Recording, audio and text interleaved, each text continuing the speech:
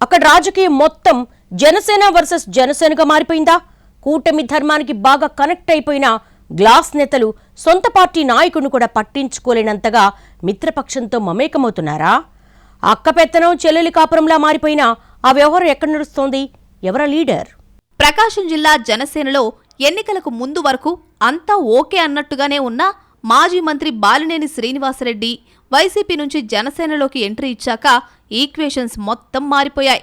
Assembly elections టైంలో జిల్లా జనసేన అధ్యక్షుడు రియాజ్, ఒంగోలు టీడీపీ ఎమ్మెల్యే దామచర్ల జనార్దన్ ఒక జట్టుగా పనిచేశారు. ఇక ఎన్నికల తర్వాతి పరిణామాలతో ఒంగోలు వైసీపీ కార్పొరేటర్స్లో కొందరు బాలినేనితో పాటు జనసేనలో చేరగా, మరికొందరు దామచర్ల జనార్దన్ ఆధ్వర్యంలో టీడీపీకి దగ్గరయ్యారు. బాలినేని జనసేనలో చేరి 16 నెలలు గడుస్తున్నా ఆశించిన స్థాయిలో ప్రాధాన్యం దక్కలేదు అన్న బాధ ఉందట ఆ శిబిరంలో. ఇక పాత సాన్నిహిత్యంతో జనసేన జిల్లా అధ్యక్షుడు షేక్ రియాజ్, అదే పార్టీలో యాక్టివ్గా ఉన్న కంది రవిశంకర్ టీడీపీ ఎమ్మెల్యే దామచర్లతో కలిసి రాజకీయాలు నడుపుతున్నారు. ఇది పైకి కూటమి ధర్మంలా కనిపిస్తున్నా అంతర్గతంగా మాత్రం బాలినేని శ్రీనివాసరెడ్డి టార్గెట్గానే అడుగులు వేస్తున్నారు అన్న గుసగుసలు వినిపిస్తున్నాయి.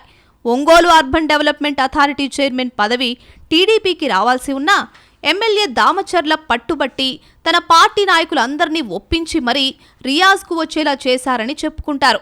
ఇందులో కూటమి ధర్మం కంటే బాలినేనికి చెక్ పెట్టే వ్యూహమే ఉందని, అందుకు తగ్గట్టు రియాజ్ కూడా తమ పార్టీ నాయకుడైన బాలినేని కంటే ఎమ్మెల్యే దామచర్లకే ఎక్కువ ప్రాధాన్యం ఇస్తున్నారు అన్నది ఒంగోలు వాయిస్.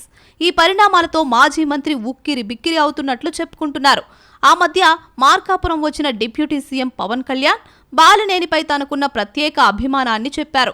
గతంలో పరిస్థితులు ఎలా ఉన్నా కూటమిలోకి వచ్చాక అందరూ ఒకటేనని, సర్దుకుని కలిసి పని చేసుకోవాల్సిందేనని చెప్పడంతో అంతా సెట్ అవుతుందని అనుకున్నారు. గాని అంతర్గతంగా రగులుతూనే ఉంది.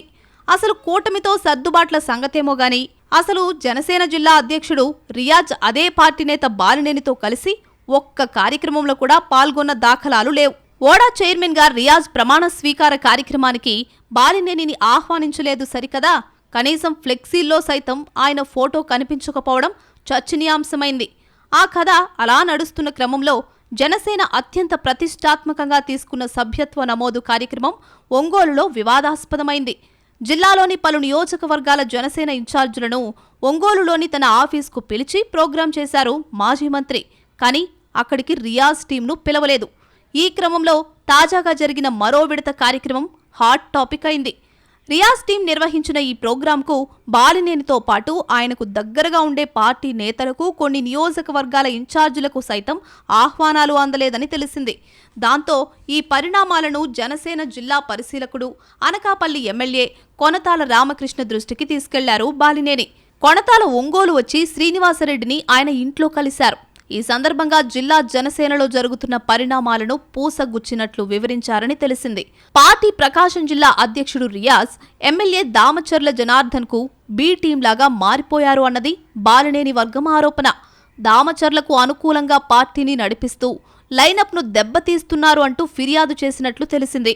జనసేనలో ఉంటూ జనార్దన్కు జైకొట్టిన వాళ్లకే ప్రాధాన్యం దక్కుతోందని, తమకు కనీసం పార్టీ కార్యక్రమాలకు కూడా ఆహ్వానం ఉండడం లేదని ఫిర్యాదు చేసినట్లు సమాచారం.